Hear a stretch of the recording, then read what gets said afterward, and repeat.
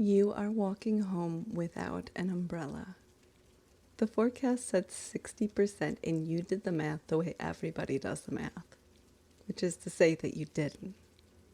You looked at the sky and you decided that it would hold. So now you are hurrying, shoulders up, and the rain is coming down in big, scattered droplets. You watch it land on the sidewalk. One drop, then a dozen. Dark coins appearing on the pale concrete in no particular order. You could not say where the next one will fall. Nobody could. Not you, not whoever wrote the forecast, not anyone who has ever lived. And that, right there, the randomness, that is one of the last wild things, and it's everywhere. It is the exact fork of the lightning, drawn once across the dark and never again. It is the freckles on your arms. It is the hiss between two radio stations. The world throws off randomness the way it throws off heat. Constantly. For free. You cannot bottle it. You cannot ask the storm to wait. It falls and the randomness is gone. Which would not matter at all if we didn't need it. But we do need it. We need it because it is how we try to see the future. To determine whether the river comes over its banks tonight while you sleep. Whether the funnel touches down on your street or one in the next town over. To see the future, we build a little sky inside a machine. We tell the sky everything we know about the air right now and about physics. And then we let it run the sky forward out ahead of the real weather. But the air will not sit still to be copied. Miss one gust of wind, one pocket of warmth too faint to measure, and your little digital sky evolves in the completely wrong direction. So we do not run the simulation once. We run it 50 times. And each run starts with a tiny, random nudge to stand in for everything we don't know. Each nudge creates a slightly different tomorrow. Then we count how many of those tomorrows end in rain. And here is the thing about the machine dreaming up those tomorrows. It cannot make a single one of those random nudges on its own. We had to find the randomness somewhere and pour it in. And the randomness we pour into nearly every forecast, every simulated flood, every imagined storm. It is not real. It's a counterfeit. We faked it. I'm Dana Boquin, and this is Found in the Machine.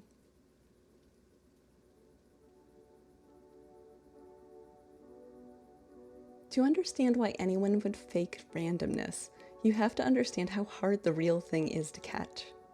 Go back to 1947, to a low building in Santa Monica, close enough to the ocean that you could smell it if you opened a window, where a new outfit called RAND was doing mathematics for the Air Force. Someone there needed random numbers. Not a handful, 1,000,000. Clean ones, with no human thumb on the scale. Because you could never get 1,000,000 random numbers out of a person. Ask anyone to rattle off random digits and they will lean on some without realizing it. They'll make little patterns without meaning to. They'll say 7 too much. People are pattern machines. It is one of the things we cannot stop ourselves from being. And the people at RAND knew that. So they built a chaos engine instead. It was, more or less, an electronic roulette wheel. A wheel with 32 slots spun by raw electrical noise. The frantic static inside a gas tube, whipping through thousands of revolutions and landing on one number every second. It clattered, clicked, it punched its chaos into stiff paper cards hour after hour, day after day. And it worked. Sort of. Because it turns out that building a thing with no habits at all is almost impossible. The tubes degraded. They were sensitive to the room's temperature. They felt the grid's voltage flutter when the building's power dipped. And slowly, quietly, a faint shadow of a pattern would creep back in. So you would have to shut the machine down and tune it, and then it would behave for a while. And then it would drift again. Which meant someone had to check. Someone had to take a million numbers and hunt through them for ghosts of a pattern. Her name was Bernice Brown. Before Rand, she had been in Ames, Iowa, at the statistics program that became the first statistical laboratory in the country. In 1932, she became the second person ever to earn a master's degree in statistics there. At Rand, once the machine had spat out its million digits, her job was to make sure they were completely meaningless. So she counted how often each digit appeared, whether pairs showed up too often, whether runs ran too long. Test after test, by hand and on IBM tabulating machines, feeding in tray after heavy tray of punched cards, day after day, for years. Tedious, physical, invisible work. And at the end of it all, after tests and retests and one final mathematical shuffle to scrub out the machine's last stubborn leanings, Bernice Brown signed off. She wrote that nothing in her tests argued against calling these numbers random. Not, these are random. No one can ever prove that. Only, I looked as hard as I know how to look, and I could not catch them being anything else. Her certified numbers were eventually printed and bound into a book. A real book, published in 1955, that you could order in the mail. It is called A Million Random Digits with 100,000 Normal Deviates. You can still buy a copy today. And people did buy it. Scientists, pollsters, lottery designers. For years, if you needed real randomness, you did not make it. You looked it up. The book even came with instructions. You were not supposed to start on page 1. You were told to open the book somewhere unpredictable and read off in an unpredictable direction. Even the Book of Chaos needed you to bring a little chaos of your own. So this is what randomness cost in 1955. A machine that fought you. A woman who spent years checking every digit. A book of certified nonsense that you kept on a shelf. Now, around that same time, a man was lying in a hospital bed playing cards. His name was Stanisław Ulam, and he was a Polish-American mathematician. In 1946, he nearly died. A sudden encephalitis, an emergency brain surgery, and as he recovered, he played solitaire. And somewhere in there, he got curious.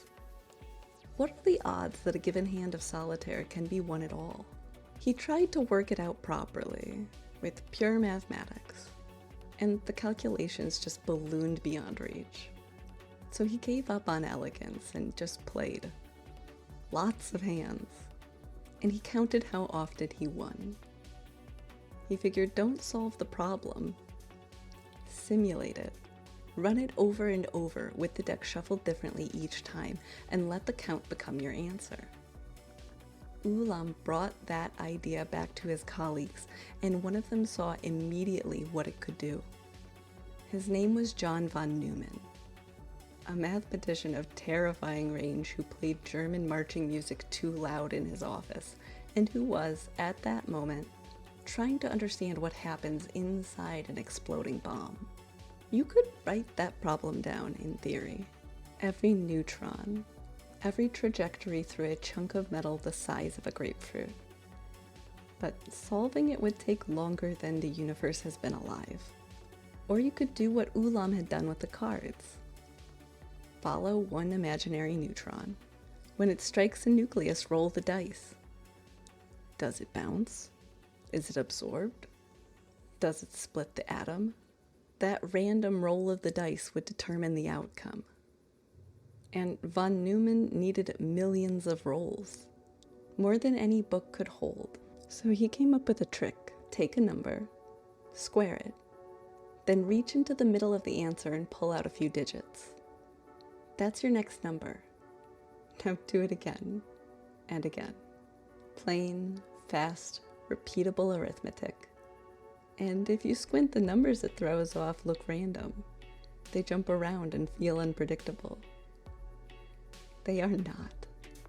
Of course they are not. Feed the trick the same starting number, the same seed, and it hands you the exact same sequence.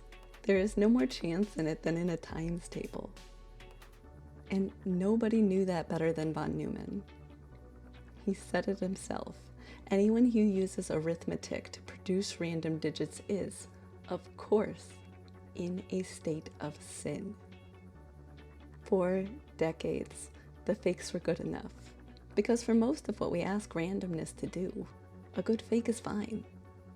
For weather, for bombs, for the slow, patient work of science, von Neumann's sin was pretty much good enough. But then we started asking randomness to do something new.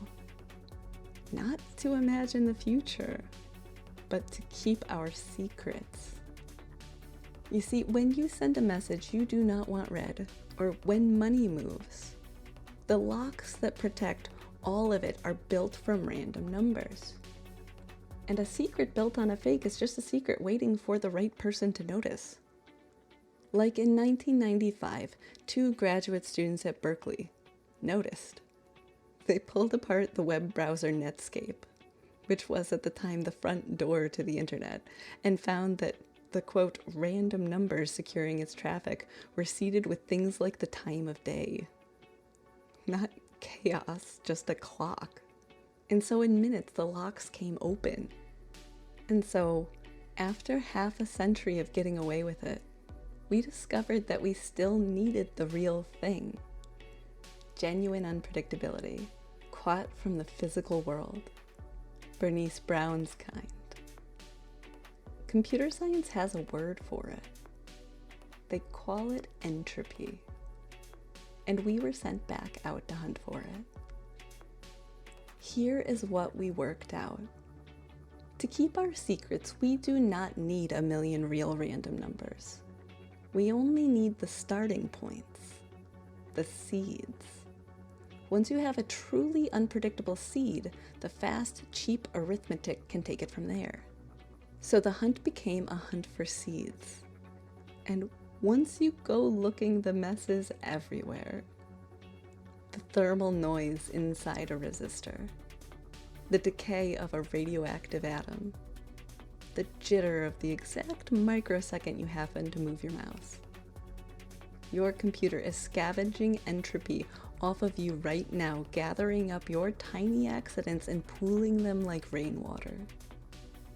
And in one building in San Francisco, a company called Cloudflare keeps a whole wall of lava lamps.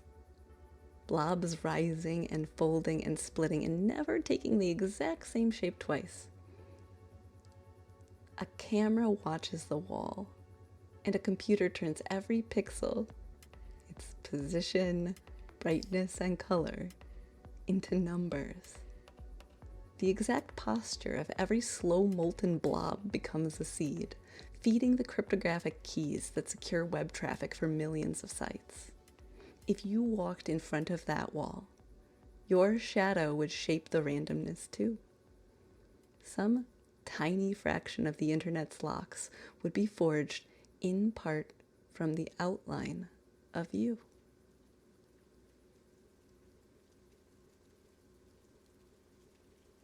We built machines that can do almost anything.